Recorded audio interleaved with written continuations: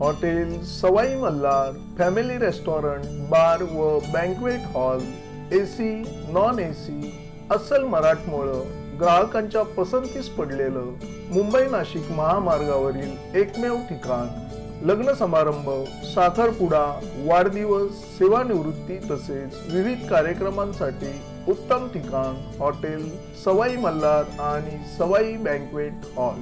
चवीचा शोध इथेच संपतो। भारंगीला काय केलं CEO मार्फत आम्ही CEO ला आम्ही एस्टिमेट दिलेलं आहे त्यांच्या मार्फत फंड अवेलेबल करून द्या म्हणून, तर त्यांचं काही रिप्लाय नाही। फंड अवेलेबल करून आलं तर आम्ही 6 महिन्यात करू शकतो सर भारंगीला दिसत।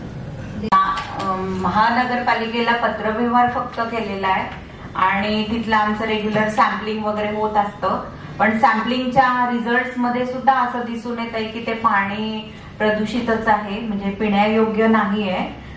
पण आम्ही कॉर्पोरेशनला तसं वेळोवेळी कळवलेलं आहे आणि पत्रव्यवहार म्हणजे तसा मी तुम्हाला दाखवू शकते आणि जी कोर्ट केस दाखल केलेली आहे त्याच्यामध्ये ह्याचा पण उल्लेख झालेला आहे।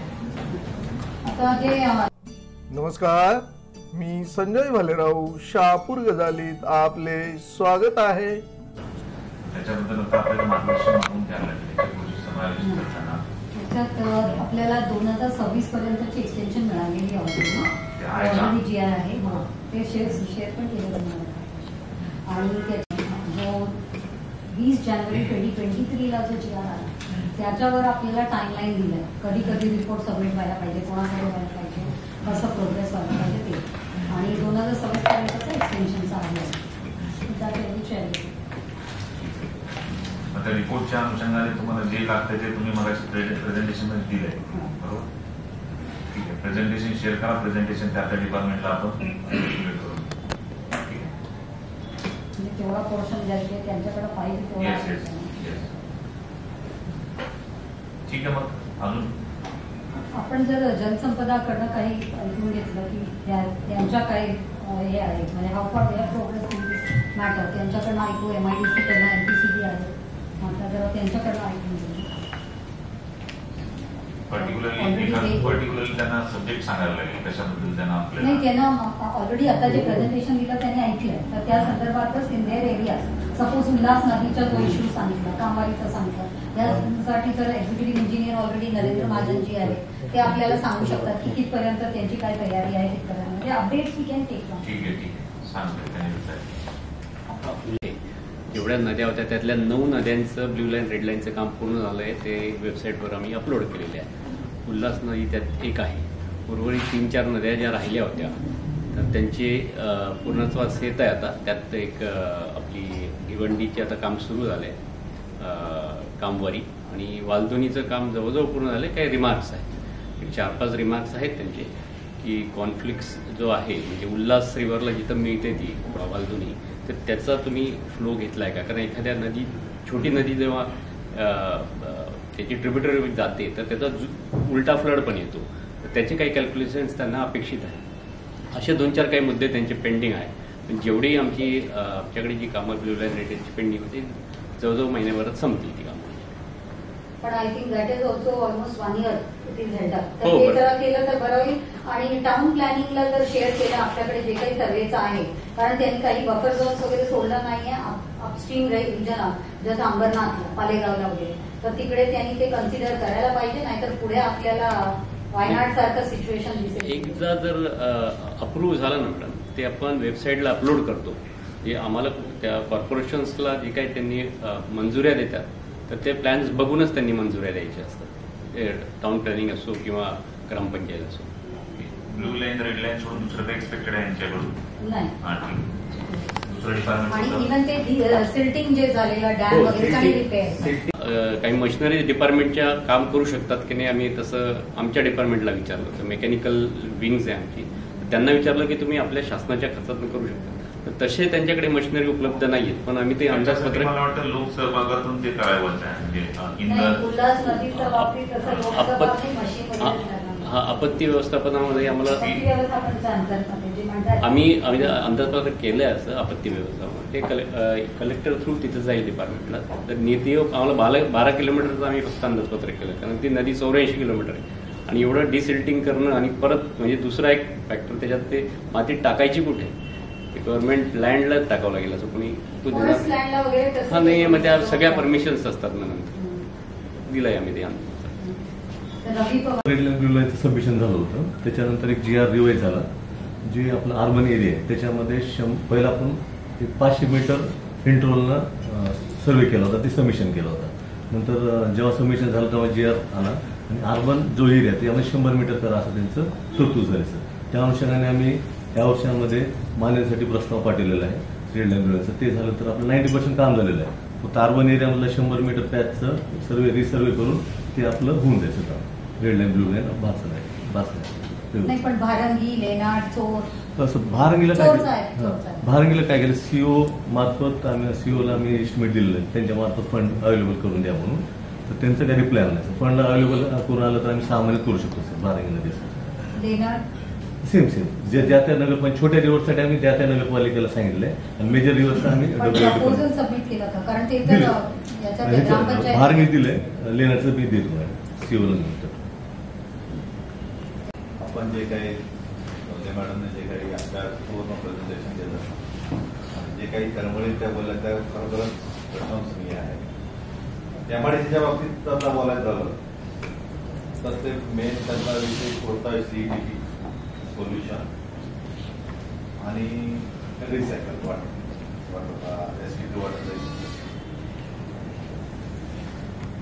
जर ते MIDC जे प्रशासकीय जे काही जबाबदारी देण्यात आलेल्या आहेत, MIDC ही इन्फ्रास्ट्रक्चर प्रोव्हाइड करणारी संस्था, त्यामध्ये त्या केमिकल इंडस्ट्रीज किंवा MIDC आम्ही CETP प्रोव्हाइड करतो, पण ते चालवण्याची जबाबदारी तिथल्या ते इंडस्ट्रियल असोसिएशनची असते. जनरली सगळीला ते इंडस्ट्रियल असोसिएशन चालवतात. का चालवतात तर इंडस्ट्री असोसिएशनला माहिती की त्यांच्या प्रत्येकाचं इंडिव्हिज्युअल प्रोडक्शन काय आहे, त्याचं वितरण काय जनरेट होणार, त्याचा नोहाव त्यांच्याकडे असतं. एक दुसरं त्याला कंट्रोल करतं ते बिल. त्यामुळे ते जनरली त्यांच्याकडून चालवलं जातं. ऍडिशनल अंबरनाथमध्ये सुरुवातीला जे काय फेल्युअर झाले वगैरे त्यामुळे त्यांची जबाबदारी MIDC रेझिल्यूटी की तुम्ही अपग्रेड करा. तिथला CETP आपण अपग्रेड केलेला आहे, बऱ्यापैकी त्याच्यावर खर्च केलेला आहे, तयार झालेला आहे. फक्त आता मीन जेव्हापासून ते काम चालू आहे तेव्हा ते इंडस्ट्री बंद पडू नये म्हणून त्यांनी जेडेली कन्सेंट केलेली आहे. त्यांची सर्व इंडस्ट्रीना ती त्यांनी जेडेली आहे. आता ते परत कन्वर्ट करून त्यांचा डिस्चार्ज CETPला येणं हे एक त्यातलं इच्छा राहिलेली आहे. त्यामुळं अजून ते आपला सुरू करू शकलेलो नाही. CETP सुरू झाल्यानंतर त्याचा ट्रीटमेंट होईल.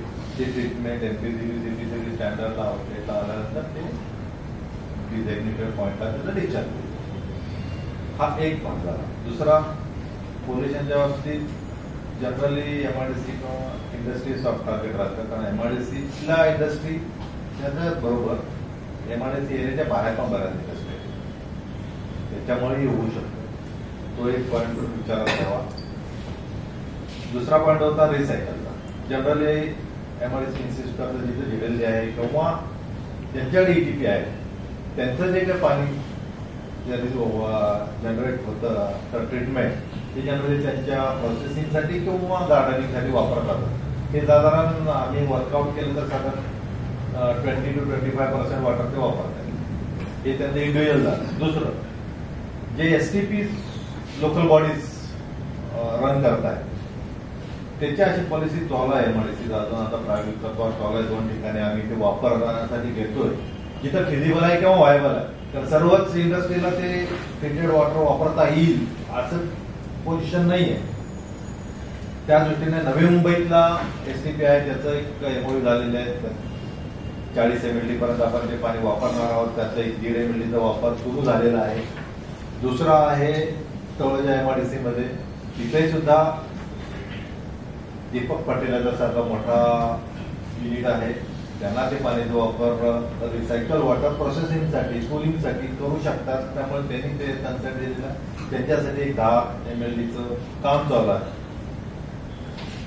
हे नुसतं MOU झालं की इमिडिएट वापरता येत नाही, कारण त्या STP पासून त्या युनिट पर्यंत ते पाणी आणणं, तिथं परत स्टोअर करणं, त्यांना परत सप्लाय करणं, याला एक थोडंसं सिस्टम डेव्हलप करावं लागतं, इन्फ्रास्ट्रक्चर डेव्हलप करावं लागतं, त्याला वेळ जातो.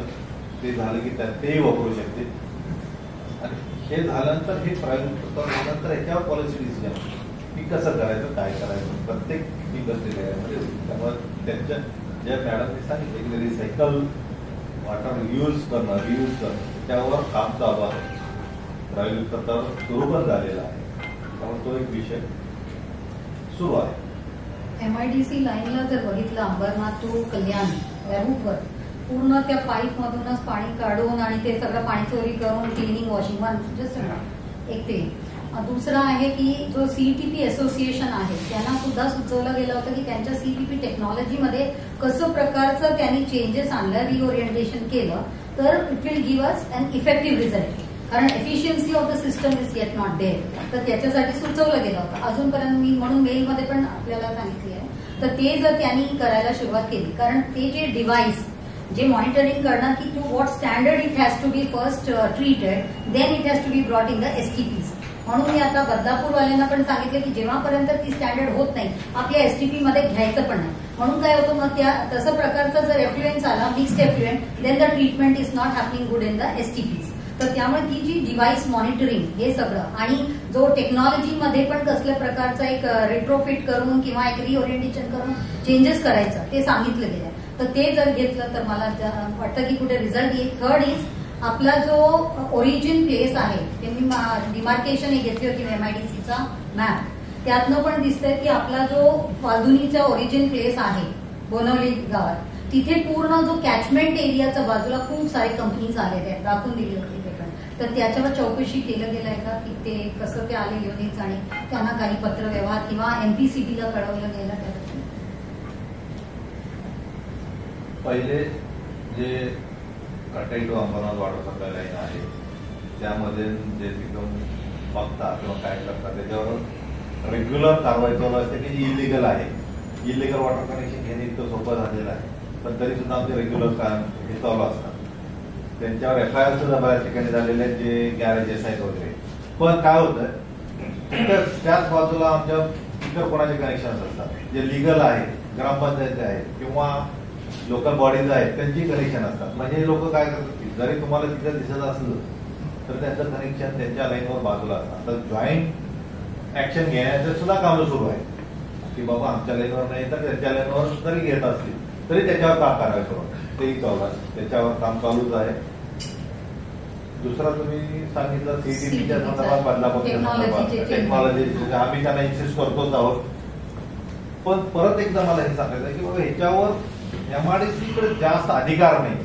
ह्याच्यात काय करायचं कसं करायचं तुम्ही MPCB बरोबर बसू त्यांना जर इन्सिस्ट केलं, आम्ही आमच्या लेवलला करतोय, सांगतोय, आम्ही त्यांना पत्रव्यवहार करतोय किंवा त्यांना हे करायचा प्रयत्न करतोय की त्यांना इन्सिस्ट करायचा, पण तुम्ही MPCB करता त्या अथॉरिटीली सांगू शकता हे कराच.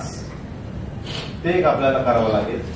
दुसरं त्यामध्ये जसं तुम्ही सांगितलं की इंडिव्हिज्युअल ETP मध्ये जर त्या लेवल स्टँडर्डला येत नसेल तर तुम्ही ते रिजेक्ट करा. त्याच्या बाबतीत सुद्धा MPCB आणि त्यांचं एक की त्या ठिकाणी स्काडा सिस्टीम बसवून काय करता येईल, नॉमिनेटर वॉल बसवून म्हणजे जोपर्यंत त्या स्टँडर्डला येत नाही तोपर्यंत ते घ्यायचं नाही, त्याच्याकडे त्याच्यावर काम चालू आहे. दुसरं तिसरं गोष्ट जे पावडोलीच्या बाबतीत जे सांगतात एक ही गोष्ट क्लिअर आहे की MIDC बाउंड्री जे आहे ते वेल डिफाईन्ड वेल डिमार्केटेड प्लॉट्स असतात. त्याच्या बाहेर कोणीही जाऊ शकत नाही, करूच शकत नाही त्याच्यावर.